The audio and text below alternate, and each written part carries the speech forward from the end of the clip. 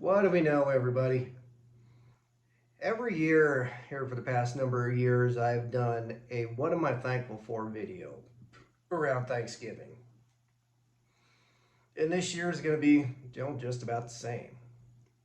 And it is hard sometimes to figure out the things that you're grateful for. If things are going bad, if you're not enjoying the work that you're doing, if everything seems to be coming crashing down around you, it's hard a lot of times to think about different things you're grateful for, but it's nice to reflect because things are never as bad as what they seem when you think about stuff like this.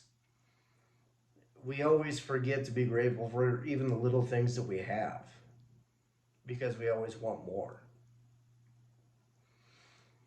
So, what I'm grateful for, what I'm thankful for, I'm going to start off with my wife. I am so very grateful for my wife. Everything that she does, everything that she helps me through and helps me with, I couldn't do this without her.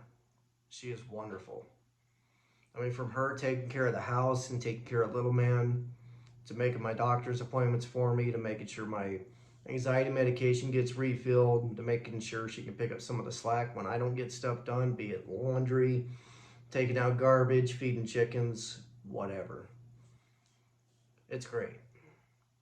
I couldn't do this without her, and I'm so lucky I found her. Very, very, very grateful for my wife. Very, very grateful for my little boy. Growing up, even as a little kid, I wanted to be a dad. I wanted to have a little boy of my own running around. And in my early 20s, I thought, you know what? This may never happen, and that's fine. I want to be the greatest uncle anybody ever did see. And that was fine. But when we found out we were pregnant with Chunk, it was wonderful. When he was born, just looking at him, and it was like looking at a picture of myself when I was a baby. Just thinking, that's my boy. How heartbreaking it was to sit there and watch him in the NICU for a whole week. And then how joyful it was to take him home for the first time. And then how crazy it was trying to figure out how to be a parent. And I am not great with little babies. Right now, where he is, a year old, he's fun, he's playful, runs around, gets into mischief. It's great. I can deal with that. I can play with him. But, I mean, learn how to be a parent. Learn how to get up in the middle of the night with a screaming baby and figure out what they need and what they want, how to comfort them and changing diapers and how to mix formula. And another thing I'm grateful for in that regard, we got a little, I can't even remember what it's called, but it makes formula for you. You push how many ounces you want, puts the water out at the right temperature. All you gotta do is shake the bottle. It's great. Love it. But Chunk is a blessing. I love that little boy. It's so fun to watch him grow and learn and all the things that he can do. How excited he is every time that I come in the door after work, and how excited he is when his mama comes home after being gone. He's a pretty special little boy. And there are some guys out there that don't want to be a father to their kids, and I don't know. This is pretty great in my opinion. I love it. I love it. I'm grateful for my family.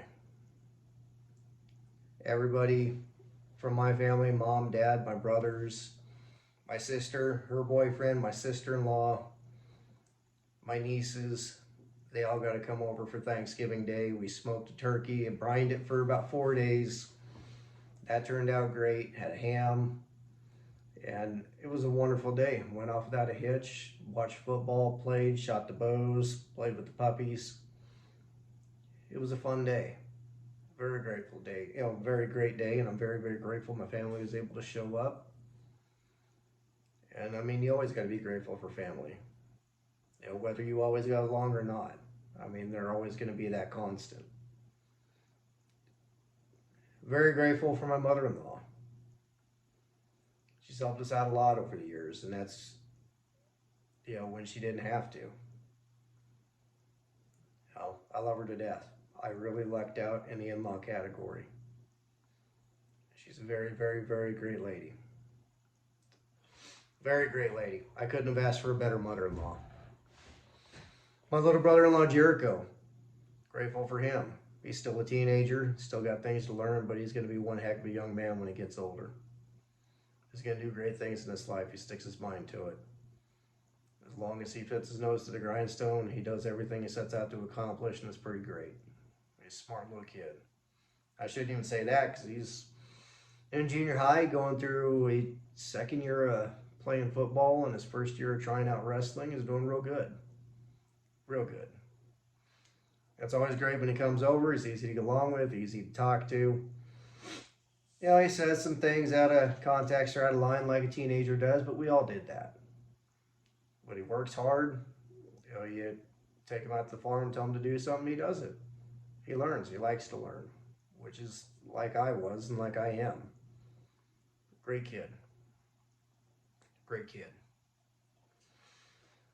Very, very grateful for my little puppy.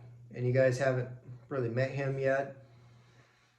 My brother is a cop, and where he's a police officer at, somebody abandoned a whole box of puppies, and they found homes for all of them except for one. So we met him halfway, and we took him in, and he's a great little puppy. He's a little puppy for sure. He's still got things to learn. You know, he's got to learn to behave and not chew on stuff, and we're getting him to where he's kind of potty trained, where he knows he's got to go outside to do his business, but it's fun. We had little Mason, which my wife had before she met me. He was a great little puppy, and he got hit by a car there this last year, which was a sad day. Love that little dog. But growing up, I had a little puppy, passed away, and I think I was 10 years old. And especially when my anxiety problems got bad, I really wanted a dog. And the reason I think I want a dog so bad was I'm not a real sociable person. I like to keep to myself. I don't like going out and doing things. And a puppy gives you that kind of companionship, where you can go out and do your thing and talk to the wind like you're talking to somebody. And just that little bit of companionship is all you need to make you feel a little bit better. You know, to be able to vent about your day when you don't want to stress your wife out. That kind of deal. You got other people, you know, they got other problems going on. There's no reason to add to that stress level if you don't have to, right?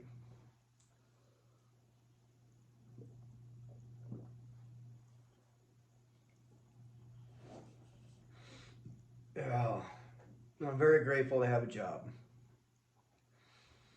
And it seems kind of crazy to say it like that because there's lots of jobs that people don't like and don't like to do. And there's days like that for me. I mean, there's days where I don't particularly like my job, or I don't particularly like how I'm treated. But at the end of it, there are a lot of days I like what I do, and I'm very grateful to have a job, and a job that supports my family and pays the bills. And I know that not everybody has that. And on my bad days, that's what I remind myself, is there's people that would kill to be in the situation that you're in.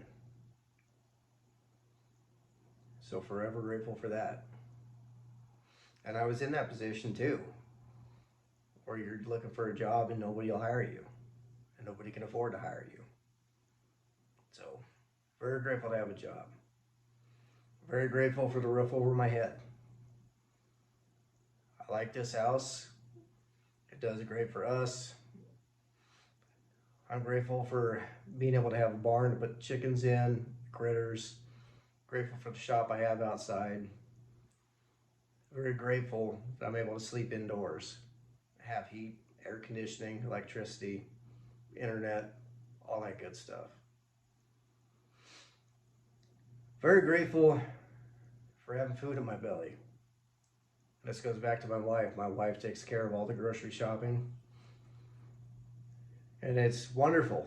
I like grocery stores. I like going to grocery stores to shop, but I don't ever have time to do it. So if it weren't for her, I'd be going out there at 7, 8 o'clock at night trying to scrap something together for supper. So very grateful for her doing the shopping to get that done. And I'm very grateful to have the food to eat. And I've been in that situation too, to where I didn't have the food. I remember times where I would eat potato sandwiches for a week straight, waiting for payday. or you go a couple of weeks eating potted meat sandwiches and get those little tiny cans of potted meat for like 50 cents or whatever now. Vienna sausages. Very grateful to have stuff to eat and stuff that is more filling and a little bit more healthy than eating things like potted meat. Very, very grateful that I wake up every single day. You know, I don't know, guys, after the years I've had, adult years that I've had, watching loved ones passed away and seeing people suffer and go through horrible things, or like my uncle had a stroke down in Kansas there a couple of months ago. I am very grateful you're in the situation you are now, being able to wake up every day. You don't understand what kind of a blessing that is. Seeing all the people that you loved and knew, you know, to get cancer, strokes, heart attacks, whatever. Count your blessings every day when you're able to get up and go do stuff. I'm very grateful for my wife making a home when she leaves the house, for me making a home when I leave the house. Very grateful for everybody making a home when they take trips.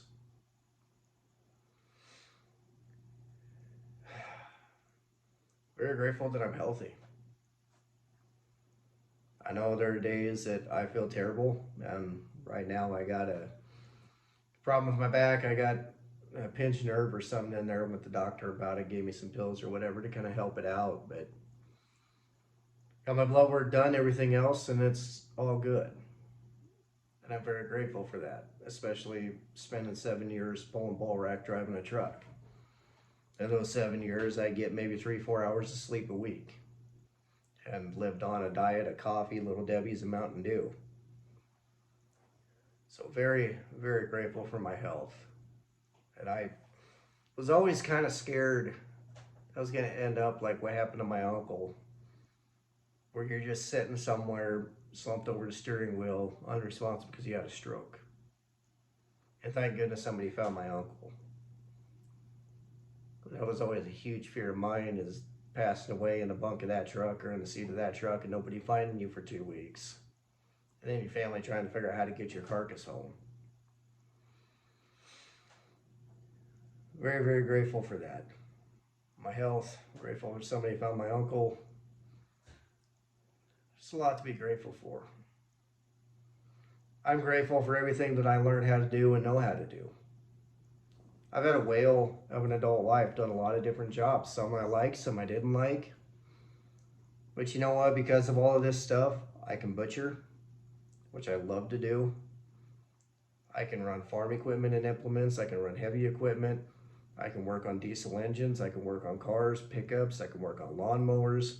I can do body work. I can paint. I can custom paint. I can fabricate. I can weld. I can weld really, really well with everything except for arc welding. I can work with cattle.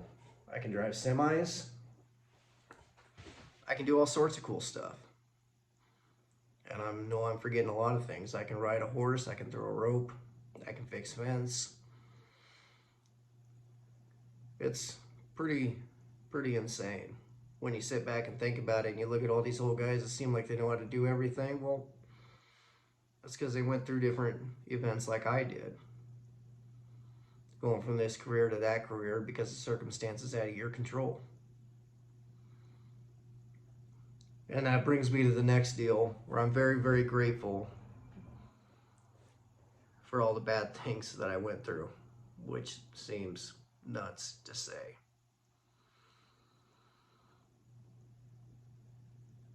But I mean, you think about it,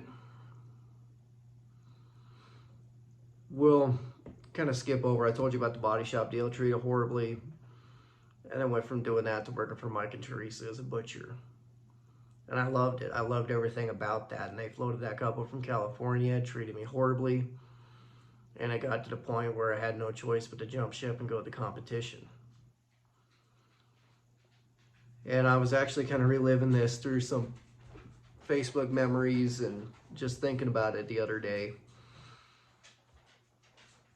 But I remember getting a phone call to where they couldn't make their payments, a couple from California, and everything was going to go back into Mike and Teresa's lap. And everything was just great. My anxiety had been the best it had been in a couple of years. Everything was going to finally work out in my favor. 2 days before that was supposed to happen, 2 days, they sold out to the competition for what they owed, and there wasn't anything we could do about it. So I was sent money to stay home to where we could try to figure things out, and there was no legal recourse that they could do, no action they could take. So then the next order of business was, okay, well, our biggest deal there was the meat. People would come in for that, and there at the tail end of the California People's Days, it was just them coming to see me. So we were trying to find a building to start a meat market in, to where everybody could still get the stuff that they were getting from us over there with Mike and Teresa. And the one building that we could get, the guy was using it for storage and didn't want to rent it to us. And that was heartbreaking. I couldn't believe it. For once in my life, everything was going to work out, and I was going to do something that I loved to do, and it just wasn't going to work. But I sucked it up. I typed out a resume. I went all over the state of Nebraska, and I was met with the same response everywhere, that either we can't afford to hire you or you're overqualified for what we do. And at that point, I started putting the wheels in motion to drive a truck. And spent 7 years doing that. But you know what? I look back on that and how heartbroken I was with how everything turned out and how miserable I was a lot of times driving that truck. But if that wouldn't have happened like that back then, I wouldn't be where I'm at right now. Everything happens for a reason, and I'm fully confident in that. Because without all that happening, I don't think there was any chance of me ever meeting my wife, having Chunk. So at this point in time, I think I'm right where I'm supposed to be. I think this is according to the plan. This is what it's supposed to be like. But the future is my oyster. I can take all these experiences from the past. I can take good ones, bad ones, whatever. But I'm grateful for everything that happened, because it brought me to where I am now. With my wife, my baby, roof over my head, food in my belly. I don't know what the future is going to bring. I don't know how much longer I'll farm. I don't know what I'll do. But I live it one day at a time. Grateful for what I have. Grateful for what I had. Grateful for the experiences that I had and what they taught me. And grateful for what this world's going to bring to me next. So don't ever forget what you're grateful for. Don't ever forget where you come from. Don't ever forget who you are. But anyway, guys, I've rambled on here for, 19, 20 minutes, so I'm going to cut it off here. I hope you all had a good Thanksgiving, good holiday season. I hope you're all having a good time. And as always, thank you guys for watching.